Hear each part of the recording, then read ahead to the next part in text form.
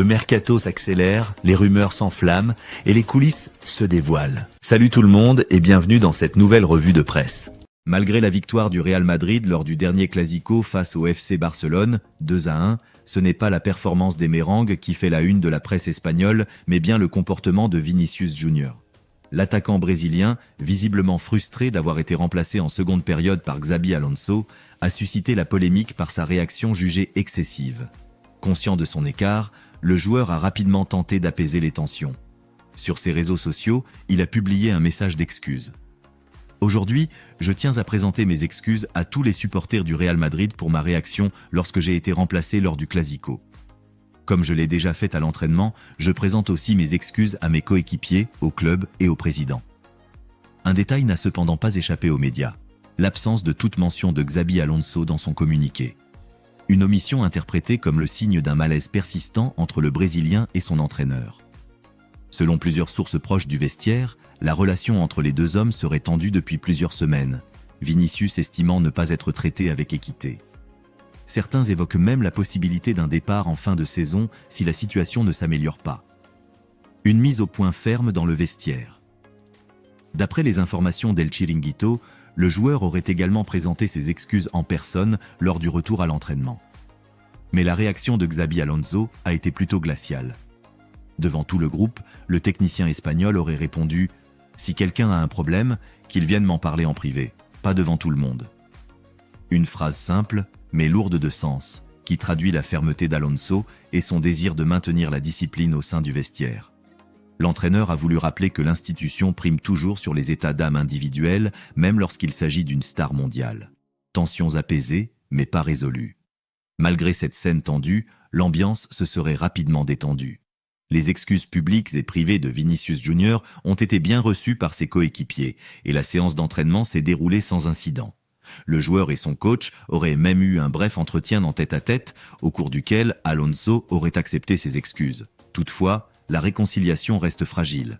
Les observateurs du club estiment que si la tension ne retombe pas durablement, ce différend pourrait marquer une fracture plus profonde entre le joueur et son entraîneur. Le Real Madrid, soucieux de préserver la stabilité d'un groupe en pleine réussite sportive, pourrait devoir intervenir pour éviter une nouvelle controverse interne.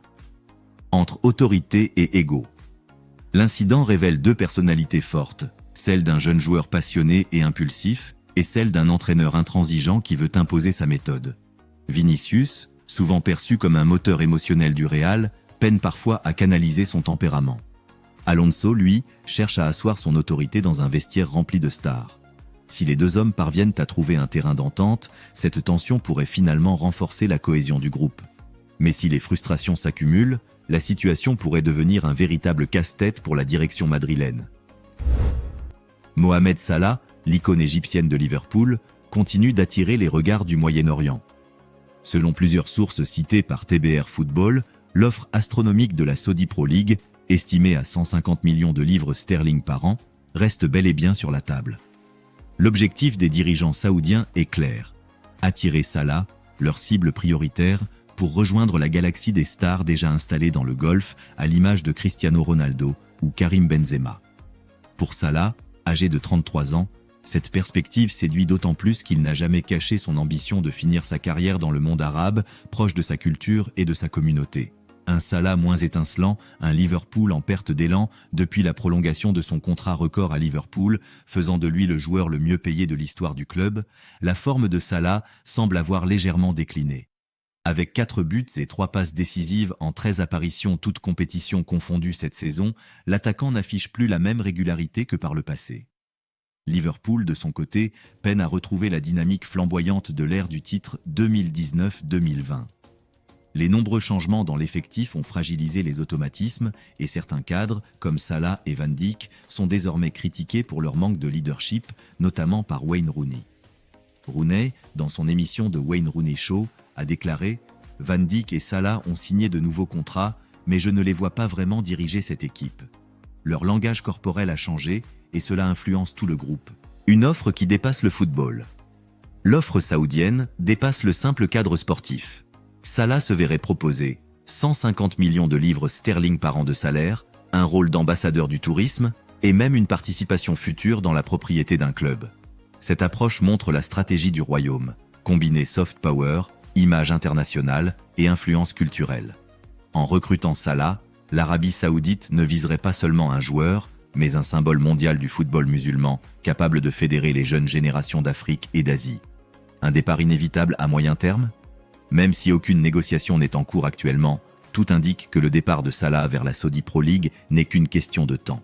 Le joueur, conscient de son âge et de son statut, pourrait voir dans ce transfert la dernière grande opportunité financière et symbolique de sa carrière.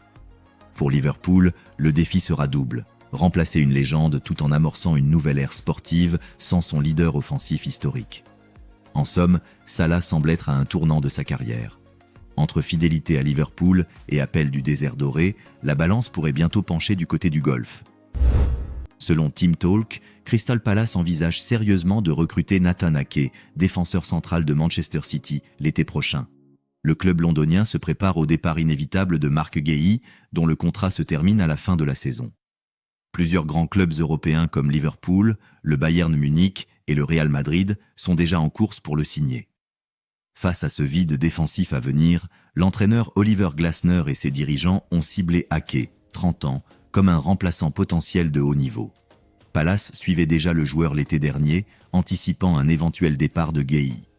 Du côté de Manchester City, Pep Guardiola et ses dirigeants commencent aussi à planifier une réorganisation défensive, ouvrant ainsi la porte à un possible départ du Néerlandais. Ake n'a joué qu'un seul match de Premier League cette saison et il lui restera 1 an de contrat à la fin de la saison 2025 à 2026. City pourrait donc le vendre pour récupérer une indemnité avant qu'il ne parte libre. Selon les sources de Team Talk, la vente d'Ake est jugée fort probable et Crystal Palace fait partie des candidats les plus sérieux pour l'accueillir. Rien ne va plus à Stamford Bridge. La défaite 2-1 face à Sunderland, concédée à la dernière minute, a ravivé les doutes autour d'Enzo Maresca. Ce revers, le 3e en 5 rencontres de Premier League, place le coach italien dans une position délicate. Selon plusieurs sources proches du club, une partie de la direction de Chelsea ne partage plus sa vision ni sa méthode, ce qui aurait poussé les décideurs à envisager un changement de direction technique. Le projet Maresca, déjà fragilisé. Arrivé cet été avec la promesse de redonner une identité claire au jeu de Chelsea, Maresca peine à convaincre. Si certaines séquences montrent la volonté d'imposer un style inspiré de son mentor Pep Guardiola, la réalité du terrain est bien différente. Un collectif fragile, une attaque inconstante et une défense souvent exposée. En interne, le manque de progression tangible et l'instabilité des performances nourrissent l'idée que le projet pourrait s'essouffler avant même d'avoir réellement pris forme. Les dirigeants préparent un plan B, d'après les informations recueillies par plusieurs sources spécialisées. Todd Boehly et son entourage auraient déjà établi un plan de succession. Le nom qui revient avec insistance est celui d'Andoni Iraola, l'actuel entraîneur de Bournemouth, perçu par certains comme l'un des techniciens les plus prometteurs d'Europe. Les dirigeants londoniens verraient en lui un futur entraîneur de classe mondiale, capable d'allier rigueur tactique, pressing intelligent et modernité dans la gestion du groupe, 3 qualités que Maresca peine encore à imposer à Chelsea. Iraola, la nouvelle coqueluche du football anglais. À seulement 43 ans, Andoni Iraola réalise un parcours impressionnant. Sous sa direction, Bournemouth occupe actuellement la 2e place du championnat, à 4 points d'Arsenal. Son équipe séduit par son intensité, son pressing collectif et une discipline tactique exemplaire, malgré un effectif limité sur le plan financier. Cette réussite n'est pas passée inaperçue, Manchester United et la Juventus suivent également le technicien espagnol de près. Son profil de formateur exigeant, à la fois pragmatique et innovant, correspond parfaitement à la nouvelle génération d'entraîneurs qui marque le football moderne, dans la lignée d'un Arteta ou d'un Xabi Alonso.